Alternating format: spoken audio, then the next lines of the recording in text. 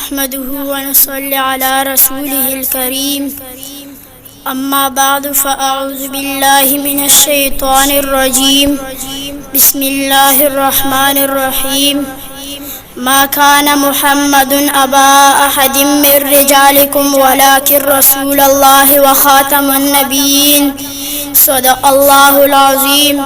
وقال النبي صلى الله عليه وسلم أن خاتم النبيين لا نبي بعدي أو كما قال عليه السلام. راغلے آخری نبی سردار دو جہان دے، راغلے آخری نبی سردار دو جہان دے، پا ختم نبوت باندے زمونگا کلک ایمان دے.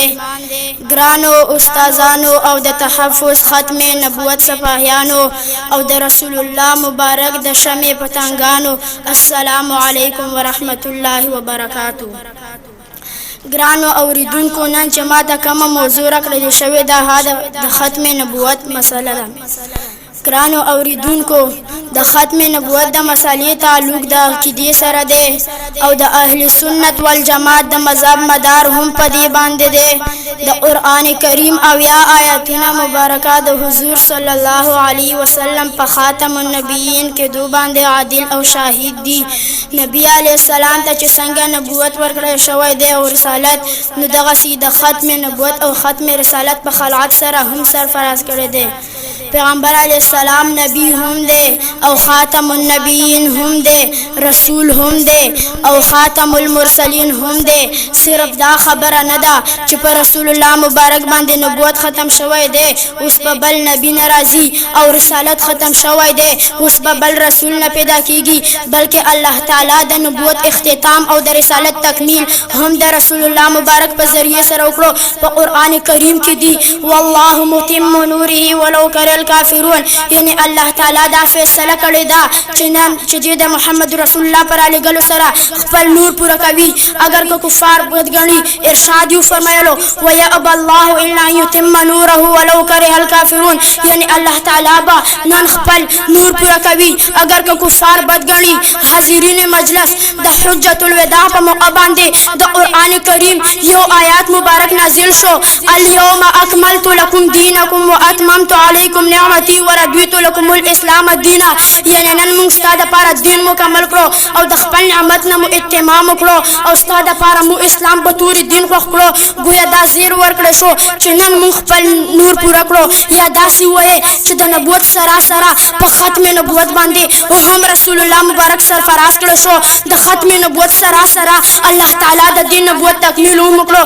د تکمیل مکمل والی نتیجه به دا راوځي چې د دې نبوت نور او فیض به د قیامت پورې قایم او دایم وي.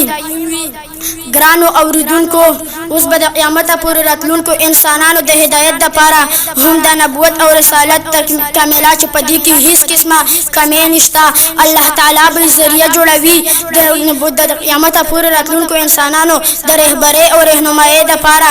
اوس څوک رهبر څوک رهنما معتبر قابل قبول نه دی، صرف د رسول الله مبارک رهنمایي او رهبري قبوله ده.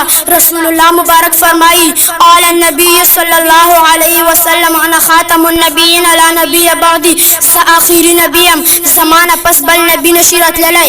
او بل ځای کې ارشاد فرمایي وقال النبي صلی الله علیه وسلم ان الرسالة والنبوة قد انقطعت فلا رسول بعدی ولا نبی بعدی، یعنی نبوت او رسالت ختم شوی دی او زمانہ پس بل نبی او بل رسول نشی راتلی. یعنی نن که څوک د دروغ د نبوت دعوه کوي نو دته به مسلمة الکذاب ویل کیږي، یا به د حال د اسو عنسی په شان شي، یا به د غلام احمد قادیانی په شان په لټرین کې مري. الله تعالی دې موږ ټول د تحفظ ختم نبوت دپاره قبول کړي. زه د بیان اخیری ختمول په دغه شعر باندې غواړم. ما د دوزخ په سرو لمبو صاحبه مه یروه، ما د دوزخ په سرو لمبو صاحبه مه یروه، زه امتي د محمد یم جنت ته به ځم. واخر دعوانا الحمد لله رب العالمین.